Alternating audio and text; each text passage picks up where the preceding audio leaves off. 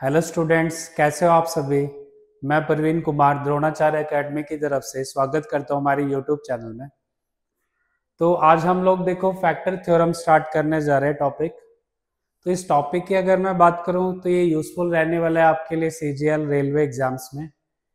ठीक है, तो सबसे पहले हम समझेंगे बेसिकली फैक्टर क्या होता है ना। तो अगर मैं फैक्टर्स की बात करूं तो ध्यान से समझते चलना। तो अगर हम फैक्टर की बात करें हिंदी में हम बोलते हैं इनको गुणक। तो जैसे अगर मैं बात करूं 12 के फैक्टर्स की, 12 के फैक्टर कौन कौन से होंगे। ठीक है, अब फैक्टर का मतलब क्या है, कोई ऐसा है ना नंबर, जैसे हमने लिया 12, तो 12 किस किस के टेबल में आएगा। जैसे 1 के टेबल में आएगा, 2 के टेबल में आएगा, 3 के टेबल में आएगा, 4 के टेबल में, 6 के टेबल में, 12 के टेबल में।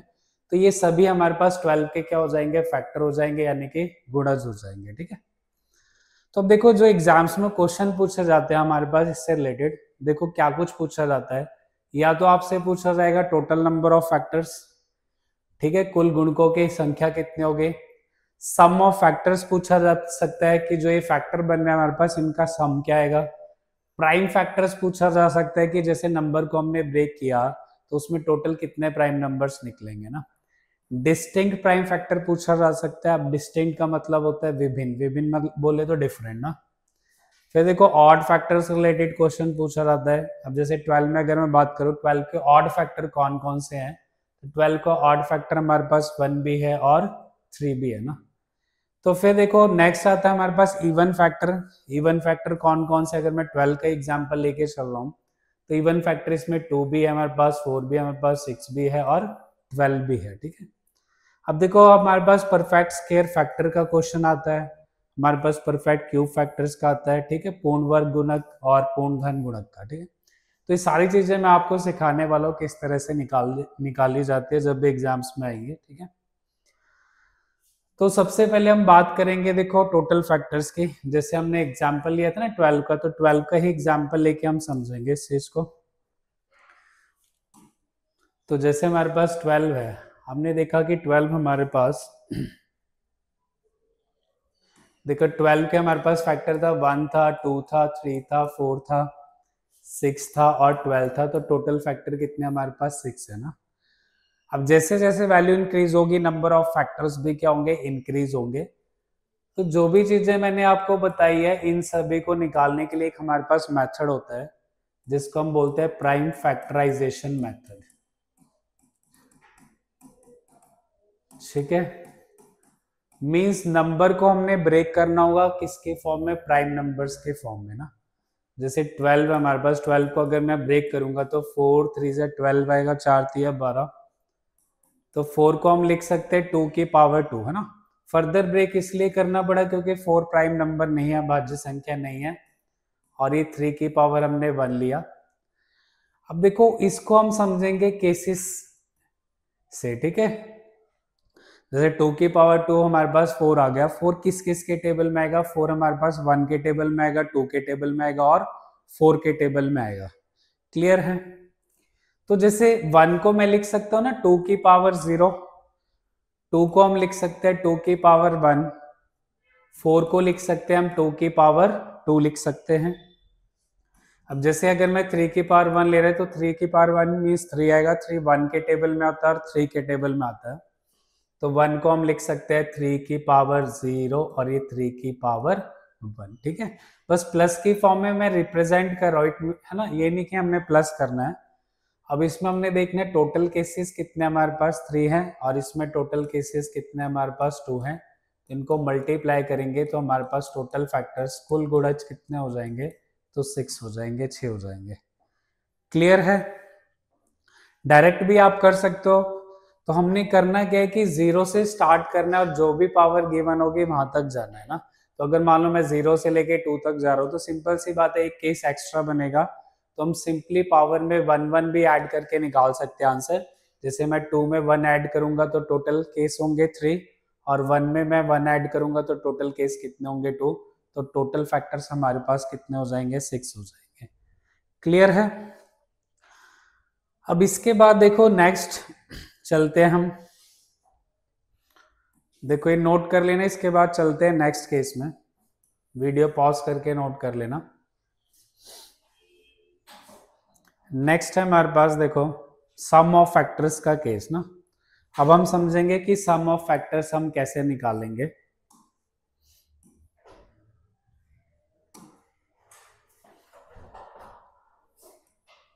सम ऑफ फैक्टर्स, गुणजों का योग। जैसे हमने लिया एग्जांपल 12 का ना, तो 12 के फैक्टर हमें पता ही है जो भी हमने लिखे थे। तो 12 को जैसे हमने ब्रेक किया था, 4 3 से 12 आया था हमारे पास। तो 4 को हमने लिखा 2 की पावर 2 और ये लिखा हमने 3 की पावर 1 लिखा। तो जैसे मैंने बताया था इसका फर्स्ट केस होगा 2 की पावर 0, सेकंड केस होगा 2 की पावर 1, थर्ड केस होगा 2 की पावर 2, इसका फर्स्ट केस 3 की पावर 0, सेकंड केस 3 की पावर 1। अब देखो सम ऑफ फैक्टर के केस में हम इनकी वैल्यूज लेंगे। जैसे 2 की पावर 0 आएगा हमारे पास 1, 2 की पावर 1 हमारे पास आएगा 2, 2 की पावर 2 कितना आ जाएगा 4, 3 की पावर 0 हमारे पास आएगा 1, 3 की पावर 1 कितना आ जाएगा 3। ये तो आपने बचपन में सीखा होगा ना, कोई भी वैल्यू जिसकी पावर 0 होगी उसको सॉल्व करोगे तो 1 ही तो आएगा। तो इसको ऐड करना है हमने। सम ऑफ फैक्टर के लिए 7 आ जाएगा और इसको ऐड किया कितना आ जाएगा 4। तो सम ऑफ फैक्टर हमारे पास कितना आ जाएगा 28 आ जाएगा। क्लियर है? तो ध्यान रखना जो भी हमने केसेस लिखे थे इनको सॉल्व करना है और सम को क्या करना है, मल्टीप्लाई कर देना है, तो हमारे पास सम ऑफ फैक्टर्स आ जाएगा। क्लियर है? चलो अब देखो इसके बाद नेक्स्ट केस मैंने आपको बताया था हमें निकालने होंगे प्राइम फैक्टर्स। ठीक है, अभाज्य गुणनखंड कितने बनेंगे ना। तो जैसे हमने ब्रेक किया इसको 2 की पावर 2 लिया मैंने और 3 की पावर 1 लिया। तो जब भी आपसे पूछा जाएगा टोटल प्राइम फैक्टर्स कितने होंगे, तो नंबर को हमने जब ब्रेक किया तो हमें देखना होगा उसमें टोटल प्राइम नंबर कितने आ रहे हैं हमारे पास। और यहाँ पर नंबर्स की रेपिटेशन भी अलाउड होगी। जैसे 2 हमारे पास 2 टाइम्स आ रहा है तो 2 टाइम्स काउंट करना है, 3 4 टाइम्स आ रहा है तो 4 टाइम्स काउंट करना है। ठीक है, 5 दिया है 5 टाइम्स तो 5 टाइम्स काउंट करेंगे। तो जैसे इसमें 2 जो है ये 2 टाइम्स काउंट होगा और 3 जो है 1 टाइम आ रहा है तो 1 टाइम काउंट होगा। तो टोटल प्राइम फैक्टर्स हमारे पास कितने आ जाएंगे, 3 हो जाएंगे। इसमें रेपिटेशन अलाउड होगी ना। हाँ, डिस्टिंक्ट वाला केस आएगा, डिफरेंट वाला, तो डिफरेंट का मतलब तो यही है ना, अलग अलग। तो वहां पर हम देखेंगे कि हम रेपिटेशन नहीं लेनी हमने। ठीक है,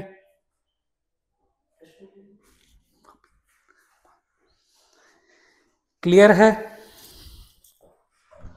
अब देखो नेक्स्ट केस, ये भी क्लियर है। तो इसमें आपने सिंपली क्या करना है, जैसे 2 की पावर 2 है और 3 की पावर 1 है, इस केस में हमें पावर क्या कर देनी है, ऐड कर देनी है। बस सिंपल आप ऐसे समझ लो, जो भी पावर गिवन होगी उसको क्या कर देंगे, हम ऐड कर देंगे। तो हमारे पास आ जाएंगे टोटल मतलब प्राइम फैक्टर्स आ जाएंगे। क्लियर है? चलो नोट करते चलना, वीडियो पॉज वगैरह करके सारी चीजें, फिर इससे रिलेटेड हम लोग क्वेश्चंस देखेंगे। देखो नेक्स्ट केस समझते हैं हम। प्राइम फैक्टर्स भी मैंने आपको बता दिया कैसे निकालना है। नेक्स्ट केस आएगा आपके पास डिस्टिंक्ट प्राइम फैक्टर्स का।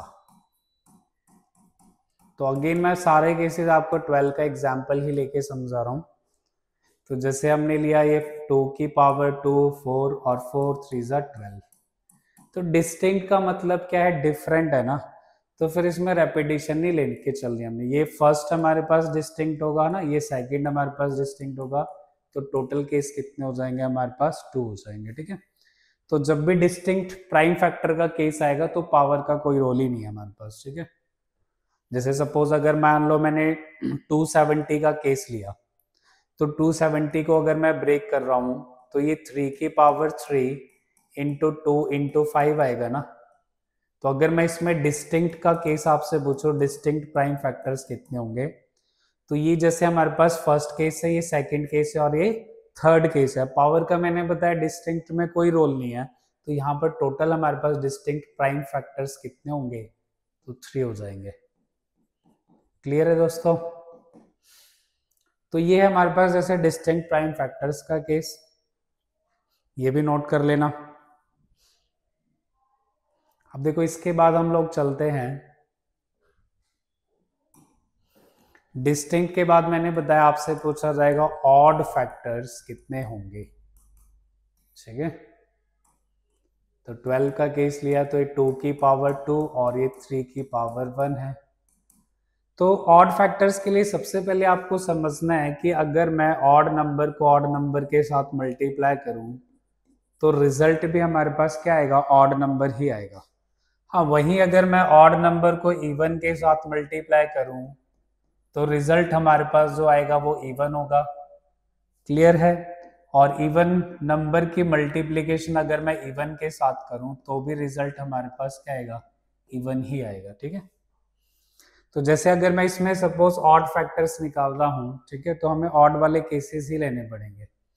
जैसे अगर मान लो मैंने इधर लिया 2 की पावर 0 फर्स्ट केस, 2 की पावर सेकंड है ना, 2 की पावर 2 थर्ड केस, 3 की पावर 0, 3 की पावर 1।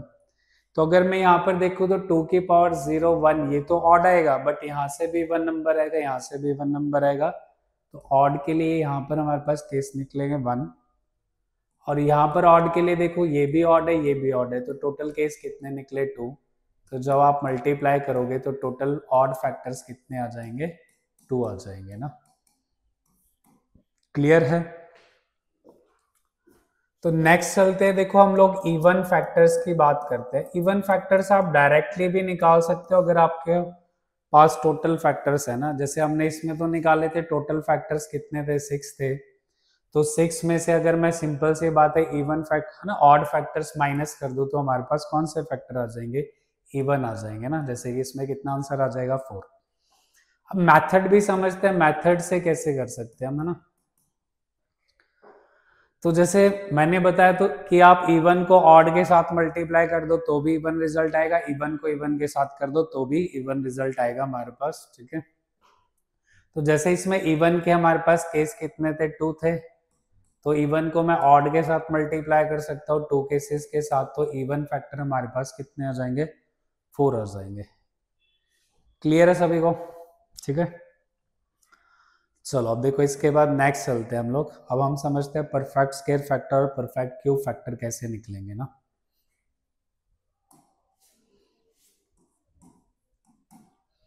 तो जैसे 2 की पावर 0, 2 की पावर 1, 2 की पावर 2, 3 की पावर 0, 3 की पावर 1। तो जैसे अगर मैं 1 की बात करूं, 1 परफेक्ट स्क्वायर नंबर भी है हमारे पास, परफेक्ट क्यूब भी है हमारे पास, है ना, 1 जो है।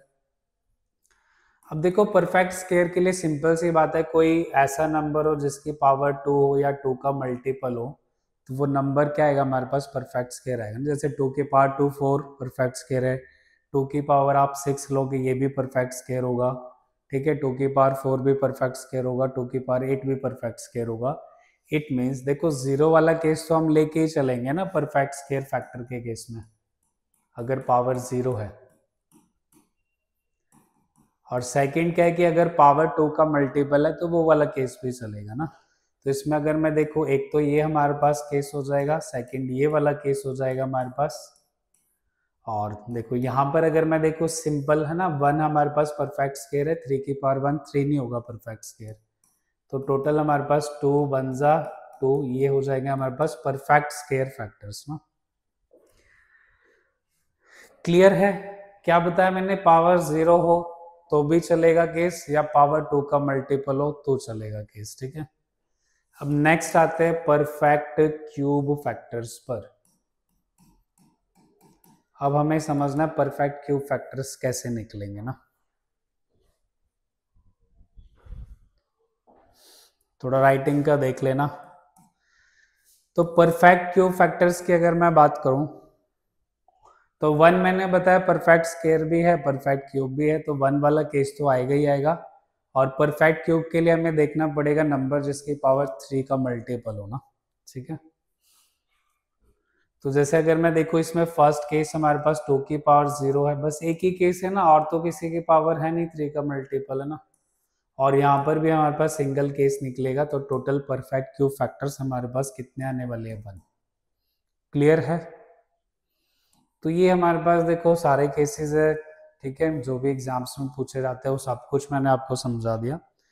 अब हम इनसे रिलेटेड क्वेश्चंस देखेंगे। ठीक है, कुछ एक क्वेश्चंस मैं आपको करवाऊंगा जो कि रेलवे एनटीपीसी में पूछे गए हैं। क्लियर है? जैसे कि हमारे पास फर्स्ट क्वेश्चन है, कि find total number of factors of 72, समझते चलना। तो मैंने क्या बताया आपको, सबसे पहले 72 की प्राइम फैक्टराइजेशन करनी पड़ेगी हमें। तो 72 को हम लिख सकते हैं 8 9 जा 72। तो 8 का मतलब क्या है, 2 की पावर 3, और 9 को हम लिख सकते हैं 3 की पावर 2। तो टोटल फैक्टर के लिए मैंने आपको बताया ना, डायरेक्ट भी हम कर सकते हैं। अब यहाँ पर अगर मैं केसेस की बात करूँ 2 की पावर 0 से लेके 2 की पावर 3 तक, तो टोटल केस हमारे पास कितने होंगे, 4। और यहाँ पर अगर मैं बात करूँ टोटल केस हमारे पास 2 की पावर 0 से लेके 2 की पावर 2 तक कितने केस हो जाएंगे, 3। तो जब आप मल्टीप्लाई करोगे तो यहाँ से टोटल फैक्टर्स हमारे पास कितने आ जाएंगे, 12 आ जाएंगे। क्लियर है? तो ध्यान से समझना, सिंपल पावर में 1 1 ऐड करो तो 3 + 1 4, 2 + 1 3, मल्टीप्लाई किया तो क्या आंसर आ जाएगा, 12 आंसर आ जाएगा। क्लियर है? देखो नेक्स्ट क्वेश्चन पर चलते हैं हम लोग। सेकंड क्वेश्चन है, देखो find the number of factors of 4200। तो 4200 को भी हम ब्रेक करते हैं। तो 4200 को जब आप ब्रेक करोगे तो 6 7 जा 42, और ये 10 × 10 हम लिख सकते हैं ना। तो फर्दर ब्रेक करना पड़ेगा, तो ये 2 × 3 आएगा, ये 7 है, और 10 को हमने लिखा 5 × 2, फिर 5 × तो हम देखेंगे हमारे पास टोटल जो 2 है 1 2 3 टाइम्स आ रहा है, तो हमने लिखा 2 की पावर 3। 3 हमारे पास सिंगल टाइम आ रहा है, 5 हमारे पास 2 टाइम्स आ रहा है, और 7 हमारे पास सिंगल टाइम आ रहा है ना। तो यहाँ पर टोटल केस कितने आएंगे हमारे पास, 3 + 1 4। यहाँ पर टोटल केस कितने आएंगे, 1 + 1 2। यहाँ पर टोटल केस कितने आएंगे, 2 + 1 3। और यहाँ पर टोटल केस आएंगे 1 + 1 2। तो मल्टीप्लाई करोगे 4 2 जा 8 3 जा 24, 2 जा 48। तो इस केस में हमारे पास टोटल फैक्टर कितने आ जाएंगे, 48 आ जाएंगे। क्लियर है सभी को ना? चलो अब देखो नेक्स्ट क्वेश्चन पर चलते हैं हम लोग। ये एनटीपीसी 2021 में पूछा गया क्वेश्चन है।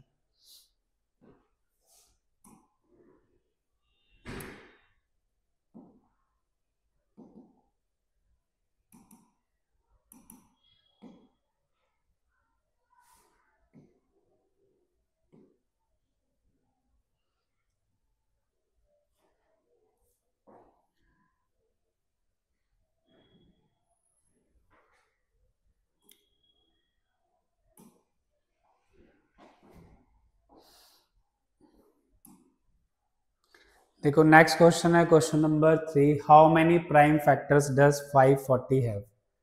तो प्राइम फैक्टर्स के लिए मैंने आपको बताया था, नंबर की प्राइम फैक्टराइजेशन के बाद हम क्या करेंगे, पावर को ऐड कर देंगे ना। तो 540 को जैसे आपने ब्रेक किया तो कर लो, 9 6 जा 54 × 10 हो जाएगा। तो इसको हमने लिखा 3 × 3, और ये 2 × 3, और ये 2 × 5। तो 2 हमारे पास आ रहा है, देखो 1 2 2 टाइम्स आ रहा है, 3 हमारे पास देखो 3 टाइम्स आ रहा है, 5 हमारे पास सिंगल टाइम आ रहा है ना। तो इसमें तो मैंने आपको बताया था ना, डायरेक्ट हम पावर ऐड करेंगे 2 + 3 + 1। तो हमारे पास जो आंसर आएगा वो कितना आ जाएगा, 6 आ जाएगा। क्लियर है? नेक्स्ट क्वेश्चन, क्वेश्चन नंबर 4 है। ये भी एनटीपीसी में पूछा गया क्वेश्चन है। देखो क्वेश्चन क्या कहा जा रहा है, क्वेश्चन में how many prime numbers are included in the factorisation of 6 की पावर 7, 35 की पावर 3 एंड 11 की पावर 10 है ना। अब देखो बच्चे मिस्टेक क्या करेंगे ना, जल्दबाजी में पावर को ऐड कर देंगे ना। तो आपको ये भी समझना है, पावर ऐड करने से पहले जो आपके पास बेस है, क्या ये प्राइम नंबर है या नहीं। क्योंकि मैंने क्या बताया, फर्स्ट स्टेप तो यही होगा ना, सबसे पहले हमें प्राइम फैक्टराइजेशन करनी है, ये भी देखना है ब्रेक किया है तो नंबर प्राइम की फॉर्म में है या नहीं। तो अगर मैं देखो 6 हमारे पास प्राइम नंबर नहीं है, 35 भी प्राइम नंबर नहीं है, तो इसको फर्दर भी तो ब्रेक करना पड़ेगा। तो जैसे आप इसको ब्रेक करोगे तो ये 2 की पावर 7 और ये 3 की पावर 7 आएगा ना।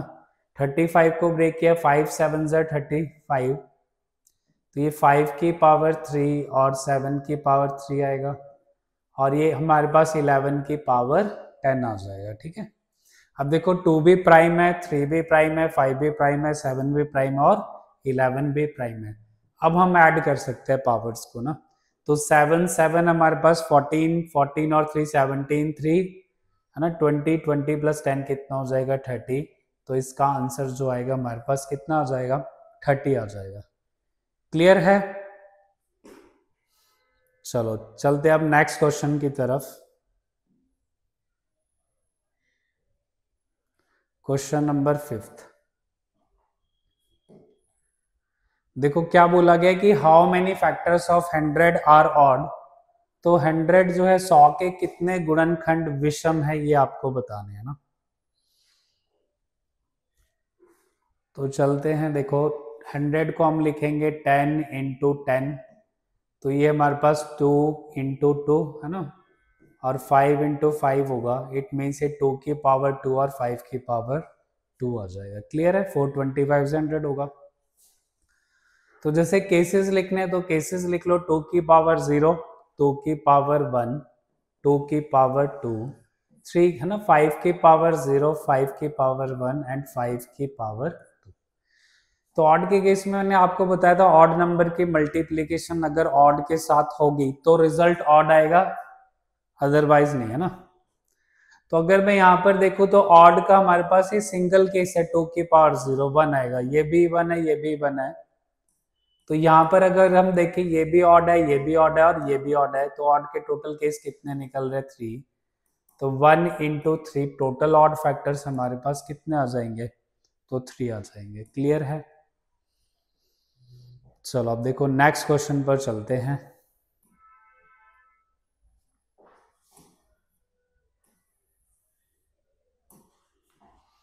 देखो नेक्स्ट क्वेश्चन है हमारे पास, हाउ मेनी फैक्टर्स ऑफ 2 की पावर 7 3 की पावर 4 मल्टीप्लाई 5 की पावर 3 मल्टीप्लाई 7 आर इवन। ये भी एनटीपीसी में पूछा गया क्वेश्चन है, अब ध्यान से समझते चलना। तो इवन के लिए मैंने आपको बताया था इवन नंबर की मल्टीप्लिकेशन ऑड के साथ भी कर दोगे तो भी हमारे पास इवन ही रिजल्ट आएगा ना। तो देखो मैं डायरेक्टली आपको सॉल्व करवाता हूँ, ठीक है। जैसे 2 की पावर 0 से लेके 2 की पावर 7 तक जाओगे तो 2 की पावर जो 0 आएगा वो 1 आएगा, वो हमारे पास ऑड होगा। बाकी सारे केसेस किसके होंगे, इवन के। जैसे 2 की पावर 1, 2 की पावर 2, 2 की पावर 3, 7 तक जाओगे तो सारे केस किसके होंगे, इवन के। तो टोटल हमारे पास केस कितने आ जाएंगे इवन के लिए, 7 आ जाएंगे ना। अच्छा यहाँ पर तो सारे केस चलेंगे ना हमारे पास, क्योंकि इवन को ऑड के साथ मल्टीप्लाई करोगे तो इवन ही आएगा। तो 3 की पावर 0 से लेके 3 की पावर 4 तक 5 केस, और यहाँ पर 5 की पावर 0 से लेके 5 की पावर 3 तक हमारे पास 4 केस हो जाएंगे, और यहाँ पर 7 की पावर 0 एंड 7 की पावर 1, तो टोटल केस कितने हो जाएंगे 2। तो मल्टीप्लाई करोगे 7 5 जा 35, 2 जा 70, 74 जा कितना आएगा 280 आ जाएगा। तो इसमें हमारे पास टोटल इवन फैक्टर्स कितने आ जाएंगे, 280 आ जाएंगे। क्लियर है?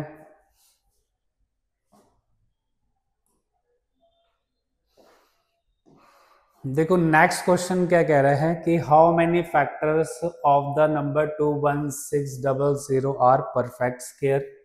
ठीक है, ये भी हमारे पास रेलवे का क्वेश्चन है। देखो अब 21600 के कितने गुणनखंड जो होंगे परफेक्ट स्क्वायर होंगे, ठीक है। तो परफेक्ट स्क्वायर के लिए मैंने आपको बताया नंबर की पावर 0 हो, ठीक है, या पावर 2 का मल्टीपल हो तो हमारे पास परफेक्ट स्क्वायर नंबर आएगा, अदरवाइज नहीं आएगा ना।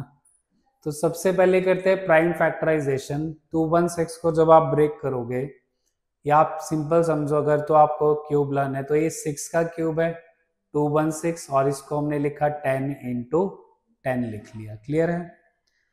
तो इसको जब आप ब्रेक करोगे तो 2 इंटू 3 की फॉर्म में ब्रेक होगा, तो ये 2 की पावर 3 आएगा और ये 3 की पावर 3 आएगा। नेक्स्ट 2 5 जा 10 और नेक्स्ट 2 5 जा 10 हो जाएगा ना। तो टोटल हमारे पास 2 जो है वो 5 टाइम्स आएगा, 3 हमारे पास 3 टाइम्स आएगा, 5 हमारे पास 2 टाइम्स आएगा ना। तो अगर केसेस हम लिखे ना तो डायरेक्टली आपके पास माइंड में केसेस है ना आ जाने चाहिए। तो इसमें केस हमारे पास कौन कौन से आएंगे, देखो 2 की पावर 0 फर्स्ट केस, 2 की पावर 2 सेकंड केस, 2 की पावर 4 थर्ड केस ना। और यहाँ पर देखो 3 की पावर 0 हमारे पास फर्स्ट केस होगा, 3 की पावर 2 हमारे पास सेकंड केस होगा। और यहाँ पर अगर मैं बात करूँ 5 की पावर 0 फर्स्ट केस होगा और 5 की पावर 2 सेकंड केस होगा ना। तो यहाँ पर टोटल केस आ रहे हैं हमारे पास 3, यहाँ पर टोटल केस आ रहे हैं 2 और यहाँ पर टोटल केस आ रहे हैं 2। तो 3 2 जा 6 2 जा टोटल केस कितने आ जाएंगे 12। मतलब हमारे पास कितने मल्टीपल आ जाएंगे, तो 12 आ जाएंगे। क्लियर है? तो देखते चलना। तो परफेक्ट स्क्वायर का केस भी समझ में आया कैसे करना है, ठीक है। देखो अब चलते हैं नेक्स्ट क्वेश्चन पर। क्वेश्चन नंबर 8 क्या बोल रहा है कि देखो फैक्टर्स ऑफ 900 डिविजिबल बाय 5 ना। तो हम 900 को ब्रेक करते हैं, तो ये हमारे पास देखो 3 की पावर 2 इंटू 5 इंटू 2 है ना। ये 5 की पावर भी 2 आएगा, 2 की पावर भी 2 आ जाएगा ना। तो जैसे इसमें देखते हैं 2 की पावर 2 लिया हमने, 3 की पावर 2 लिया, 5 की पावर 2 लिया। तो अब देखो हमें फैक्टर चाहिए किसके, 5 के चाहिए ना। देखो 5 के फैक्टर कैसे निकलेंगे हमारे पास, नंबर आप सिंपल सी बात है 5 का मल्टीपल होगा तभी तो हमारे पास जो नंबर आएगा वो 5 से डिविजिबल होगा ना।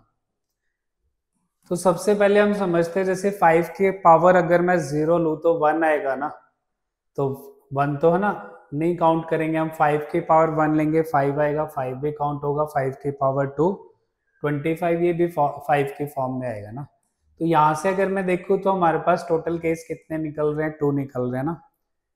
ठीक है, अब इन 2 केसेस को अगर मैं इन 3 केसेस के साथ मल्टीप्लाई कर दूं और इन 3 केसेस के साथ मल्टीप्लाई कर दूं तो हमारे पास टोटल नंबर आ जाएंगे जो कि है ना, या फैक्टर आ जाएंगे जो कि किससे डिविजिबल होंगे 5 से ना।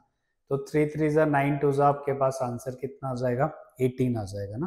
मतलब 5 के फॉर्म में नंबर है, उसको मैं किसी भी नंबर के साथ मल्टीप्लाई कर दूं तो नंबर किससे डिविजिबल होगा 5 से। तो जैसे मैंने बताया 5 की पावर 1 5 की पावर 2 ये 5 की फॉर्म में है, आगे हम किसी से भी मल्टीप्लाई करेंगे तो रिजल्ट जो आएगा वो किससे डिविजिबल होगा 5 से डिविजिबल होगा। तो टोटल केस यहाँ पर 3 है हमारे पास, यहाँ पर भी 3 है, तो मल्टीप्लाई कर दिया तो टोटल केस कितने आ जाएंगे हमारे पास 18 आ जाएंगे। क्लियर है?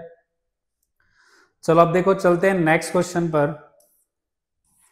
देखो 9th क्वेश्चन है हमारे पास, फैक्टर्स ऑफ 2 की पावर 4 3 की पावर 3 7 की power 2 that are multiples of 6। तो ध्यान रख लेना थोड़ा सा इसमें टाइपिंग मिस्टेक हो गया ना हिंदी में।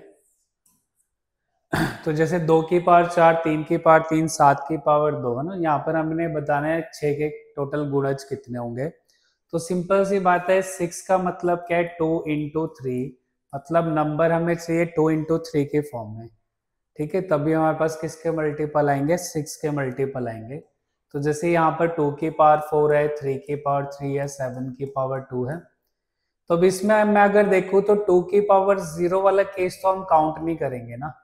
तो 2 की पावर 1 2 की पावर 2 2 की पावर 3 2 की पावर 4 ये सारे केसेस तो आएंगे। और 3 की पावर 0 ये भी केस काउंट नहीं होगा, 3 की पावर 1 3 की पावर 2 3 की पावर 3। ठीक है, ये लिखा हमने। और ये 7 की पावर 0 7 की पावर 1 7 की पावर 2। तो मैंने बताया हमें 2 इंटू 3 की फॉर्म में चाहिए। अब 2 इंटू 3 की फॉर्म में कब आएगा, जब मैं इस 2 को इसके साथ मल्टीप्लाई कर लूँ या इस वैल्यू को इसके साथ मल्टीप्लाई करूँ, तभी हमारे पास नंबर जो है 2 इंटू 3 की फॉर्म में जाएगा। तो यहाँ पर टोटल केस हमारे पास आएंगे 1 2 3 4 है ना। टोटल केस कितने आ जाएंगे 4, और यहाँ पर टोटल केस आएंगे 1 2 3। अब ये है ना, ये जो आगे हमारे पास सारे केस जो 2 इंटू 3 के फॉर्म में आएंगे, आगे फर्दर हम इसको किसी भी नंबर के साथ मल्टीप्लाई करें तो जो भी रिजल्ट आएगा वो 6 का मल्टीपल होगा ना। तो यहाँ पर टोटल केस कितने आ रहे हैं हमारे पास 3, तो मल्टीप्लाई करेंगे 4 3 जा 12 3 जा 36। तो हमारे पास टोटल कितने मल्टीपल्स आएंगे 36 मल्टीपल आएंगे जो कि 6 से डिविजिबल होंगे। क्लियर है? चलो अब देखो नेक्स्ट क्वेश्चन पर चलते हैं।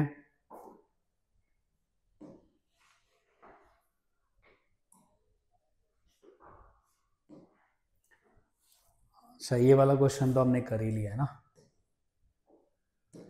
देखो नेक्स्ट क्वेश्चन है, if n is equal to 1800 है तो how many factors are not divisible by 3। तो कितने फैक्टर्स होंगे जो 3 से डिविजिबल नहीं होंगे ना, कितने गुणनखंड ऐसे हैं जो 3 से विभाज्य नहीं है। तो इसको हम ब्रेक करते हैं, ठीक है, 1800 को। तो हमने इसको लिख लिया 9 2 जा 18, फिर 5 2 जा 10, फिर 5 2 जा 10। तो जैसे 2 हमारे पास आ रहा है 1 2 3 टाइम्स आ रहा है, ठीक है। 9 को हम लिख सकते हैं 3 की पावर 2, 5 2 टाइम्स आ रहा है ना, ठीक है। तो सिंपल सी बात है, अगर नंबर 3 की फॉर्म में होगा ना, 3 की पावर 0 तो 1 होगा, उसके अलावा 3 की पावर कुछ भी हो तो 3 की फॉर्म में आएगा नंबर। तो 3 की फॉर्म में नंबर तो हमें चाहिए नहीं ना, क्योंकि हमें चाहिए नॉट डिविजिबल बाय 3। तो हम 3 से स्टार्ट करते हैं। तो 3 की पावर 0 वाला केस आएगा, 3 की पावर 1 3 की पावर 2 वाला केस नहीं लोगे ना। तो यहाँ पर जैसे 1 है, अब 1 को मैं किसी भी नंबर के साथ मल्टीप्लाई करूँ यहाँ पर 2 की पावर फॉर्म में, तो है ना हमारे पास नंबर ऐसे ही आएगा जो 3 से डिविजिबल नहीं होगा। इट मीन्स सारे केस हम लेके चलेंगे 4, और यहाँ पर भी हम सारे केस लेके चलेंगे 3। तो इसको मल्टीप्लाई करोगे तो आपके पास आंसर कितना आ जाएगा, 12 आ जाएगा। क्लियर है? चलो अब देखो नेक्स्ट क्वेश्चन पर चलते हैं। नेक्स्ट क्वेश्चन है हमारे पास क्वेश्चन नंबर 11। अब देखो क्वेश्चन नंबर 11 में क्या बोला है कि how many positive integer values of x is 65 by x is an integer, ठीक है। अब इंटीजर हिंदी में पूर्णांक बोलते हैं। अब इंटीजर का मतलब क्या होता है, ऐसे नंबर जो हमारे पास डेसिमल की फॉर्म में ना हो, ठीक है। तो सिंपल सी बात बोलेगी कि for how many positive integer value of x, मतलब x की वैल्यू हम डेसिमल में नहीं ले सकते, और 65 बाय x भी हमारे पास रिजल्ट क्या आना चाहिए, इंटीजर आना चाहिए, मतलब डेसिमल के फॉर्म में नहीं आना चाहिए ना, हिंदी में बोलेंगे पूर्णांक। तो सिंपल सी बात है, अगर मैं 65 को 65 के फैक्टर से डिवाइड करूंगा तब भी तो हमारे पास इंटीजर आएगा, ठीक है। चीज वही है, बस है ना, बोलने की लैंग्वेज बदल दी गई है। तो 65 के आप फैक्टर काउंट कर लो, जैसे 5 इंटू 13 कितना होगा हमारे पास 65। तो हमारे पास यहाँ पर भी 2 केस बनेंगे, 5 की पावर 0 5 की पावर 1। यहाँ पर भी हमारे पास टोटल केस कितने बनेंगे 2। तो 2 2 जा टोटल फैक्टर कितने आ जाएंगे हमारे पास, 4 आ जाएंगे ना। क्लियर है? देखो अब नेक्स्ट क्वेश्चन पर चलते हैं हम लोग। नेक्स्ट क्वेश्चन है हमारे पास, if x is a number such that 0 से ग्रेटर हो और लेस देन इक्वल टू 20 हो, तो for how many values of x is 20 by x is an integer. अब देखो पिछले क्वेश्चन में और इसमें फर्क क्या है, वहां पर x क्या था, इंटीजर था, और यहाँ पर x क्या है, नंबर है। तो नंबर जो है हमारे पास डेसिमल की फॉर्म में भी हो सकता है ना, ठीक है। बस इतना क्लियर है कि नेगेटिव वैल्यू नहीं लेनी, क्योंकि 0 से हमें ग्रेटर चाहिए, और बाकी 20 बाय x हमारे पास क्या आना चाहिए, इंटीजर आना चाहिए।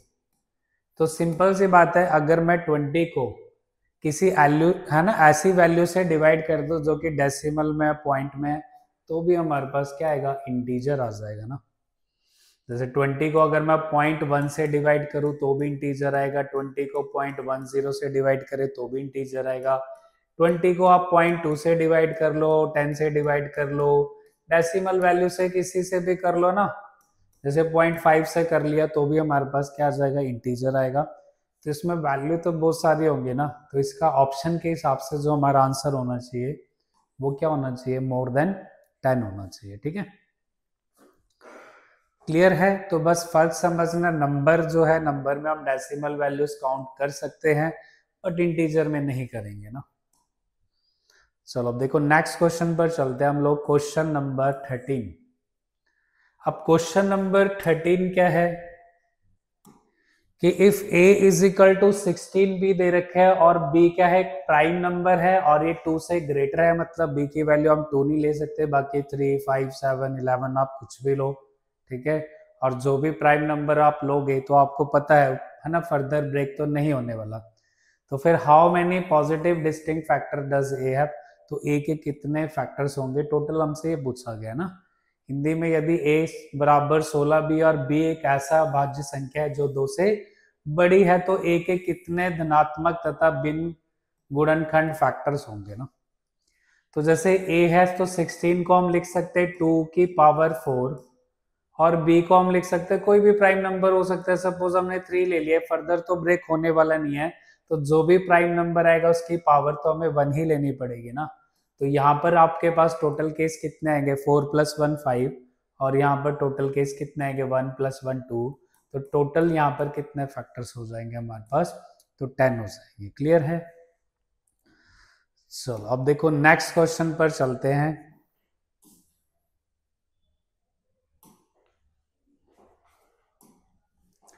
देखो if P is divisible by 7 and Q is divisible by 6 तो PQ must have at least how many factors greater than 1। ठीक है, यदि P 7 से विभाज्य और Q 6 से विभाज्य है तो PQ में कम से कम कितने एक से बड़े गुणनखंड फैक्टर अवश्य होंगे ये बताना। मतलब इसके जो भी फैक्टर बनेंगे उसमें हमको 1 नहीं लेना ना, 1 के अलावा जो भी फैक्टर होंगे सारे काउंट करने हैं। और ये भी ध्यान रख लेना इसमें क्या वैल्यू लिखी गई है, लीस्ट। तो जब लीस्ट नंबर ऑफ फैक्टर चाहिए, कम से कम चाहिए, तो हम P की वैल्यू भी मिनिमम लेंगे और 6 है ना, और Q की वैल्यू भी क्या लेंगे हम मिनिमम लेके चलेंगे ना। तो बस P की वैल्यू मिनिमम 7 है और Q की वैल्यू मिनिमम कितनी है 6। तो इसको जब हम ब्रेक करेंगे तो 7 × 2 × 3 आएगा। तो पावर 1 1 1 अगर हमने लेकर आया तो यहाँ पर टोटल केस 2 2 2 बनेंगे। तो टोटल फैक्टर कितने बनेंगे 8। तो ध्यान रखना 8 भी ऑप्शन में है, बट क्वेश्चन में बोला गया था ना ग्रेटर देन 1 चाहिए, मतलब 1 नहीं लेना हमने ना। तो 1 जब इसमें से हम सब्ट्रैक्ट कर देंगे तो टोटल फैक्टर्स हमारे पास कुल गुणनखंड कितने हो जाएंगे 7। तो इसका आंसर कितना हो जाएगा 7 हो जाएगा। ठीक है, तो ये हमारे पास आज का लास्ट क्वेश्चन था। बाकी देखो टॉपिक वगैरह ना या मेरे पढ़ाने का तरीका आपको सही लगे, ठीक है, वैसे तो लग जाना चाहिए, तो चैनल को सब्सक्राइब करें और ऐसे ही वीडियोस वगैरह मैं आगे भी डालता रहूँगा आप सभी के लिए।